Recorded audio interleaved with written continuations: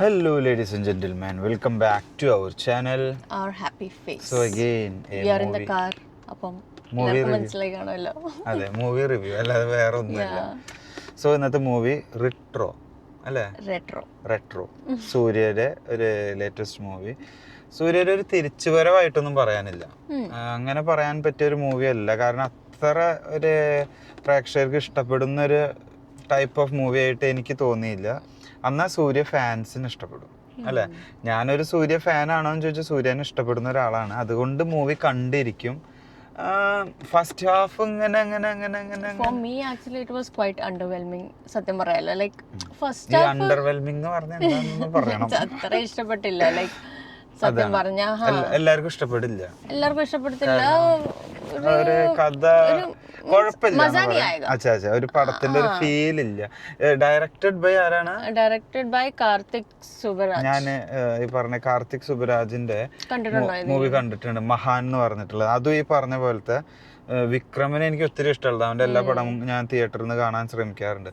അങ്ങനെ ഒരു പടമായി ആ ഒരു ക്യാരക്ടർ ആയതുകൊണ്ട്, വിക്രം ആയതുകൊണ്ട് നമ്മൾ എങ്ങനെയെങ്കിലും ആ പടം ഒന്ന് കണ്ട് തീർക്കും. ബട്ട് ആ പടത്തിൽ എന്തോ ഒരു മെസ്സേജ് നമുക്ക് തരും.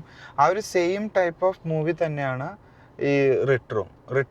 I think this director tries to cast good ആക്ടേഴ്സിന്റെ കാസ്റ്റിംഗ് എല്ലാം സൂപ്പർ ആയിട്ടുണ്ട്. പക്ഷേ ഒരു സ്റ്റോറി ഇങ്ങനെ ആയിരിക്കും. ഒരു സ്റ്റോറി ഉണ്ട്, അതിലൊരു മെസ്സേജ് ഉണ്ട്. അതിലൊരു പക്ഷെ അത് പെട്ടെന്ന് ക്ലിക്ക് ആവില്ല. അതങ്ങോട്ട് ഒത്തിരി പോർട്രേ ചെയ്യാൻ പറ്റിയില്ല. അതാണ് അതിന്റെ ഒരു കാര്യമുള്ളത്. അപ്പൊ സ്റ്റോറി ലൈൻ അങ്ങനെ പോകുന്നു. Produced by Jyothika Suriya. അത് most of the Suriya movies I think like now days over few years അവർ തന്നെ പ്രൊഡ്യൂസ് ചെയ്യുന്നതെന്ന് തോന്നുന്നു. കറക്റ്റ്. എന്തായാലും അവന്റെ ലാസ്റ്റ് മൂവി കങ്കുവ അതിനേക്കാളും നല്ലതാണോ എന്ന് ചോദിച്ചാൽ കങ്കുവയാണ് എനിക്ക് ഇതിനേക്കാളും കുറച്ചും കൂടി ഇഷ്ടപ്പെട്ടത്. ഇതൊരു സ്ലോ മൂവി, അതായത് ഉറങ്ങിപ്പോവും. സെക്കൻഡ് ഹാഫ് നമുക്ക് അത്രയായിട്ട് പിടികിട്ടില്ല. ഫസ്റ്റ് ഹാഫ് ഒരു സ്റ്റോറി ഇല്ല, like nothing. But it's an okay ഒരു ഫസ്റ്റ് ഹാഫ് ഇസ് ഓക്കേ. പിന്നെ നമ്മളോർക്ക് ഓക്കേ സെക്കൻഡ് ഹാഫ് എന്തെങ്കിലും കാണും. സെക്കൻഡ് ഹാഫ് ശരിക്കും ലാസ്റ്റ് ആവുമ്പോഴേ നമുക്കൊരു മജ തോന്നുള്ളൂ. അത് ഏറ്റവും ലാസ്റ്റ് സീനൊന്നും എന്റെ രസമില്ലാട്ടോ. എല്ലാരും ലാസ്റ്റ് വരെ കാണണേ.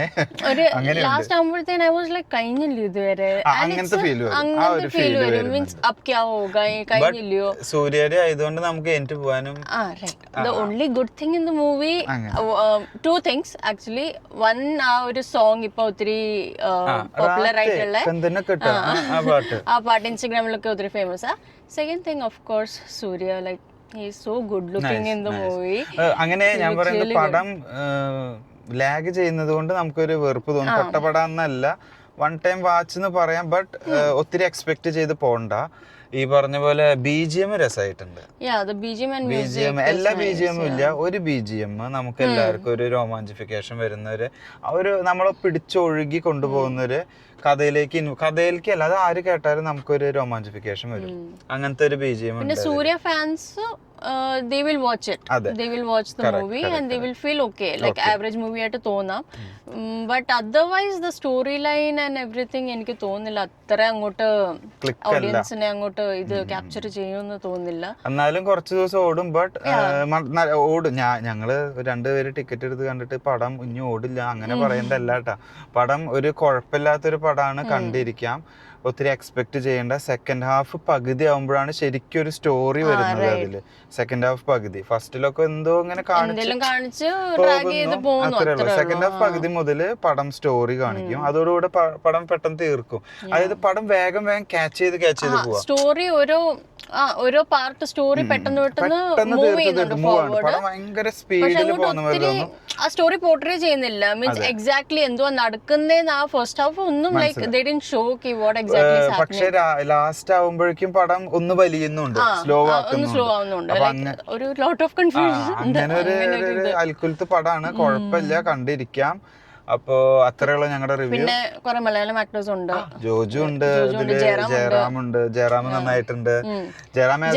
Typical Jayaram character roles play ചെയ്യുന്ന പോലെ തന്നെ ലാസ്റ്റ് ആള് നല്ലൊരു എല്ലാവർക്കും ഇഷ്ടപ്പെടുന്ന ഒരു ക്യാരക്ടർ റോൾ. ജോജു സൂപ്പർ ആയിട്ടുണ്ട്. ജോജുവിന്റെ ആക്ടിങ് നല്ല. ബട്ട് മെയിൻ വില്ലൻ പോരാ.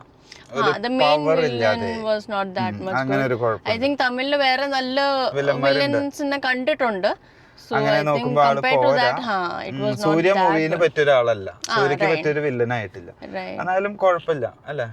പിന്നെ actress Pooja Hegde, so she's nice, she's a good actor. അപ്പോൾ ഓൾറൗണ്ട് ഇതാണ് ഞങ്ങളുടെ റിവ്യൂ. അപ്പോൾ ഇനി നിങ്ങളെല്ലാവരും പോയി പടം കാണുക, എന്നിട്ട് ഞങ്ങളുടെ റിവ്യൂവിൽ എന്തെങ്കിലും മിസ്റ്റേക്കും കാര്യങ്ങളുണ്ട് ഇല്ല ഞങ്ങളുടെ റിവ്യൂ ഇഷ്ടമായി വെച്ചാൽ അടിയിൽ കമൻറ്റ് ചെയ്യാം. Okay, so thanks for watching, see you next time, by.